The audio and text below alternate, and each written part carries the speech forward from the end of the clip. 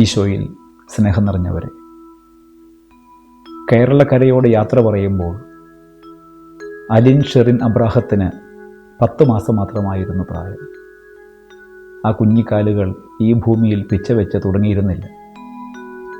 ഈ ലോകത്തിൻ്റെ വിസ്മയങ്ങളെ മുഴുവൻ കണ്ടു തീർക്കാൻ ആ കുഞ്ഞു കണ്ണുകൾക്ക് സമയം തികഞ്ഞിരുന്നില്ല.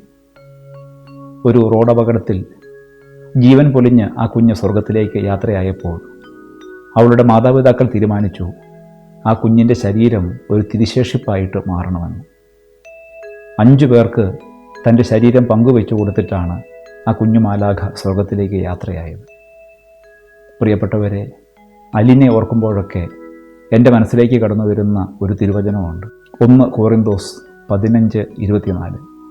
നശ്വരതയിൽ വിതയ്ക്കപ്പെടുന്നു, അനശ്വരതയിൽ ഉയിർപ്പിക്കപ്പെടുന്നു.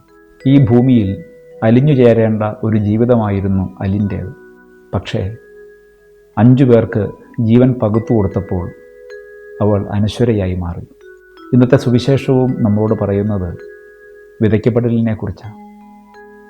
കോറിന്തോസുകാർക്ക് എഴുതുന്ന 2-ാമത്തെ ലേഖനത്തിൽ 9-ാം അധ്യായം 6 മുതലുള്ള വാക്യങ്ങളിൽ പൗലോസ് അപ്പോസ്തലൻ ഇപ്രകാരം പറയും: ഏറെ വിതയ്ക്കുന്നവൻ ഏറെ കൊയ്യും. വിശുദ്ധ ഗ്രന്ഥത്തിൽ ഉടനീളം ഉപയോഗിക്കപ്പെടുന്ന ഒരു പ്രയോഗമാണ് വിത്തും വിതക്കാരനും. ദൈവത്തിൻ്റെ വചനത്തെ, ദൈവത്തിൻ്റെ ദാനത്തെ, സൽപ്രവൃത്തികളെ സൂചിപ്പിക്കാനാണ് വിത്തിനെ ഉപയോഗപ്പെടുത്താറ്. പ്രിയമുള്ളവരെ, ഏറെ വിതയ്ക്കുന്നവൻ ഏറെ കൊയ്യുമെന്ന് പൗലോസ് അപ്പോസ്തലൻ ഓർമ്മിപ്പിക്കുമ്പോൾ അതിനോട് ചേർത്ത് നാം ധ്യാനിക്കേണ്ട സുവിശേഷമാണ് ലൂക്കായുടെ സുവിശേഷം 6-ാം അധ്യായം 32 മുതൽ 38 വരെയുള്ള വാക്യങ്ങൾ. അവിടെ കൊടുക്കലിനെക്കുറിച്ചാണ് ഈശോ ഓർമ്മിപ്പിക്കുന്നത്. നിങ്ങൾ കൊടുക്കുന്ന അതേ അളവിൽ നിങ്ങൾക്കും അളന്നു കിട്ടും. അമർത്തി കുലുക്കി നിറച്ചളന്ന് അവർ നിങ്ങളുടെ മടിയിൽ ഇട്ടുതരും.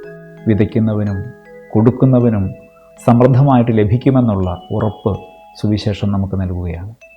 പ്രിയമുള്ളവരെ, വിശുദ്ധ മത്തായിയുടെ സുവിശേഷം 25-ാം അധ്യായത്തിൽ നാം താലന്തുകളെക്കുറിച്ചുള്ള കഥ വായിക്കുമ്പോൾ അവിടെ താലന്ത് മറച്ചുവെച്ച ഭൃത്യൻ യജമാനനെ ഭയപ്പെടാനുള്ള കാരണമായി പറയുന്നത് നീ വിതയ്ക്കാത്തത് കൊയ്യുന്നവനും വിതറാത്തത് ശേഖരിക്കുന്നവനുമാണ് എന്ന് ഞാൻ മനസ്സിലാക്കിയെന്നാണ്.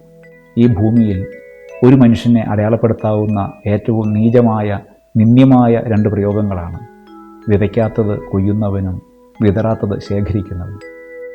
നന്മകളെ സമൃദ്ധമായിട്ട് വിതയ്ക്കുന്നവരായിട്ട് നമ്മൾ മാറണം.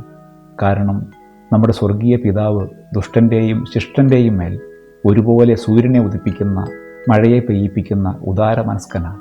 വഴിയിലും പാറപ്പുറത്തും മുള്ളുകൾക്കിടയിലും നല്ല നിലത്തും വിത്ത് വിതയ്ക്കുന്നവനാണ്. ആ പിതാവിൻ്റെ മാതൃക ഉൾക്കൊണ്ടുകൊണ്ട് ദൈവം നൽകിയ നന്മകളെ മറ്റുള്ളവർക്കായി വിതയ്ക്കാൻ നാം വിളിക്കപ്പെട്ടവരാണെന്ന് ലേഖനവും. അത് വിതയ്ക്കുമ്പോൾ സന്മനസ്സോടെ, സന്തോഷത്തോടെ, ദൈവത്തിൻ്റെ സ്നേഹം മാത്രം പ്രതിഫലമായിട്ട് സമൃദ്ധമായിട്ട് ലഭിക്കുമെന്നുള്ള ഉറപ്പോടുകൂടി കൊടുക്കാൻ സുവിശേഷവും നമ്മളെ ഓർമ്മിപ്പിക്കുന്നുണ്ട്. തൻ്റെ ജീവിതത്തെ സമ്പൂർണ്ണമായി വിജാതികർക്ക് സമർപ്പിക്കുന്നതിനെക്കുറിച്ച് പൗലോസ് അപ്പോസ്തലൻ ഒറ്റ വാക്കിൽ പറയുന്നുണ്ടല്ലോ: യേശുക്രിസ്തുവിൻ്റെ സ്നേഹം ഞങ്ങളെ നിർബന്ധിക്കുന്നു. ഉപാധികളില്ലാതെ മറ്റുള്ളവർക്ക് കൊടുക്കുന്നവർക്ക് ദൈവത്തിൻ്റെ സ്നേഹം പ്രതിഫലമായിട്ടുണ്ടെന്നുള്ള ഉറപ്പ് അത് നേടിയതുകൊണ്ടാണ് പൗലോസ് പറയുന്നത് യേശുക്രിസ്തുവിൻ്റെ സ്നേഹം എന്നെ തന്നെ കൊടുക്കാൻ എന്നെ നിർബന്ധിക്കുന്നു. പ്രിയമുള്ളവരെ, ഈ നോമ്പിലൂടെ കടന്നു പോകുമ്പോൾ മറ്റുള്ളവർക്ക് നമ്മളെ തന്നെ സമർപ്പിക്കുന്നവരായി, നമ്മുടെ നന്മകളെ വിതയ്ക്കുന്നവരായിട്ട് നമുക്ക് മാറും.